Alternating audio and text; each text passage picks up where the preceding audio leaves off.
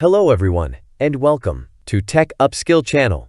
In today's video, I'll be showing you how to fix the Xbox app not opening or working properly on your Windows 10 or Windows 11 computer. This should be a pretty straightforward process, so without further ado, let's get started.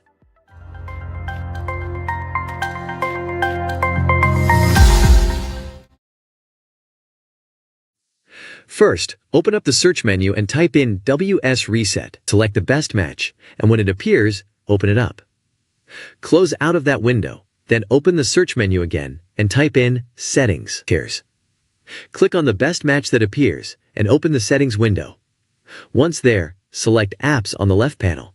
Then on the right side, select Installed Apps.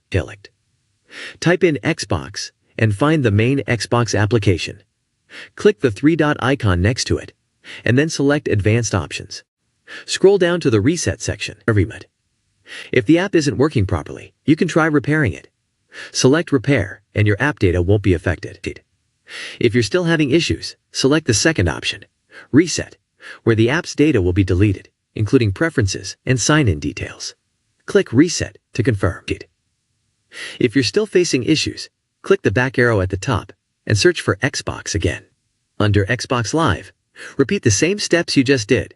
First, repair the app, and if necessary, reset it again.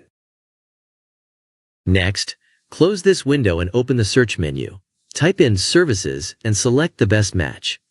This will open up the Services window. Scroll down and search for Xbox Gaming Service.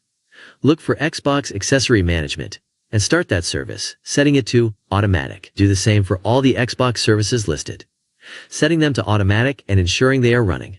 Apply the changes and click OK. I hope you found the video helpful. Don't forget to hit the subscribe, like, and share buttons. If you have any questions, drop them in the comments below. As always, thanks for watching, and I'll see you in the next video.